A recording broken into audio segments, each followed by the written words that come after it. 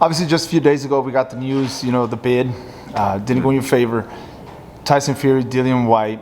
It's rumored to happen sometime in April, It's going to be a big fight. You also said that Dillian Whyte is just staying quiet right now. He's I'm focused. Do you know what it is? It's like, it's funny.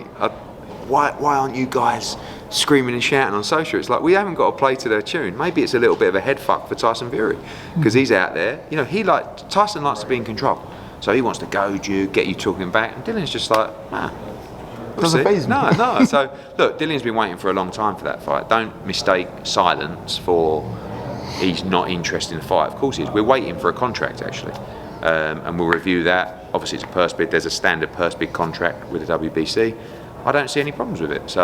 But Dillian's going to do what he's going to want to do. He's not going to just, play nice. So we'll see what happens. Anthony Joshua, Alexander Usyk. It's rumored that the fight could probably take place May. Yeah, May. May.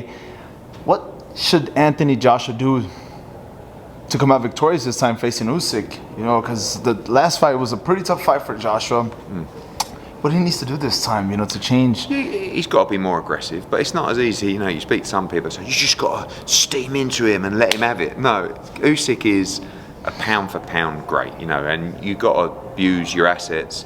Anthony's got tremendous fundamentals, great boxing ability, but great size, great speed, great power. And I feel like he didn't really use those in the first fight.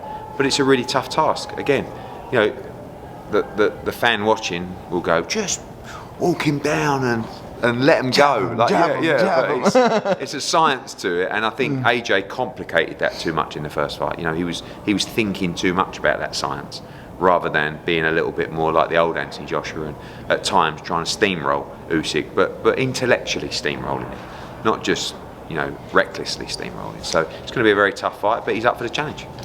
Possibly in the future, are we going to see Tyson Fury, Anthony Joshua, one of the biggest fights? You'll always see that fight. You never know with Tyson Fury. Sometimes people think I'll give him stick. I don't. I think he's a great fighter, but I just don't believe some of the things he says. And that was when we were talking about the step-aside situation. He was supposed to fight Usyk in June, and he said, "No, I want to fight first. I want to warm up for Usyk."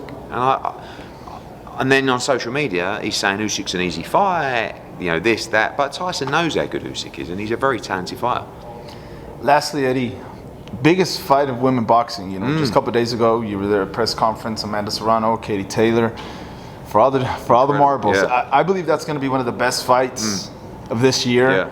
Talk to me more about that. It's just amazing. I say we rolled the dice. Like, we've been working so hard on women's boxing, and this is like a culmination of the hard work, where two of the all-time greats get an opportunity to make history. We spoke to MSG, they loved it, they wanted to do it in the main arena. We were like, wow. And yesterday, it was the second biggest pre-sale in the history of boxing, MSG. I think we did like 7,000 in pre-sale. So we're going to fill that place up. Jake Paul's been great to work with as well, and I'm so pleased that, particularly Katie, because obviously she's close to us, but I'm so pleased that we get the opportunity to really give women's boxing the platform that it deserves, and rightly so. Eddie, as a promoter, I've seen you in various events working with other promoters, per se, Bob Arum a couple of years ago. I can clearly say that, there's enough for everybody in the pot, right?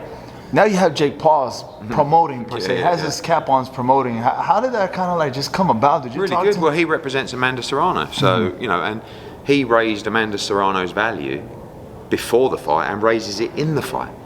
But the problem is like too many promoters just hold grudges, work with ego. Like me and Jake actually showing how easy it can be, because we're both there saying, let's make this fight as big as we can make it. Not, I don't like that guy. I don't trust him. I'm not doing that. It's fresh, and this is how it should be. But that doesn't really happen in boxing. So at the moment, working with Jake has been great, and he was good the other day. He wasn't playing around. He wasn't joking around. He was a promoter. He was a businessman. To say, this is my client and we're going to make this event very successful. So we have a press conference in London on Monday, and can't wait for the show April 30th. Eddie, are we going to see you until you're 80 years old, 90 years old? No, I said the other day, I said I was retiring at 50. Everyone started phoning me going, is it true? Is it true? I said, no, look at Bob Arum, look at Frank Warren. These are guys in their 80s and 90s. Like, they're so angry. Do you know what I mean? Yeah. Life's not about being angry, is it? Life's about chilling out and enjoying yourself. Of course, you've got to work and you've got to go through that pain to try and make something of yourself and create, you know, a great life for your family. But you've also got to not wake up every day miserable. And when I look at these guys, but I respect them because of their staying power, but not for me. Do you know what I mean? Give me another 8-10 years. Stick me on a beach. I'm good. Eddie, always a pleasure to Cheers, speak mate. with you. Thanks Thank a you lot. for speaking with Fight Hub TV. Thank you so much for watching this video, and make sure to subscribe for more videos of your favorite fighters over here on Fight Hub TV, and give us a follow online as well at Fight Hub TV on Twitter and on Instagram. We appreciate it, guys.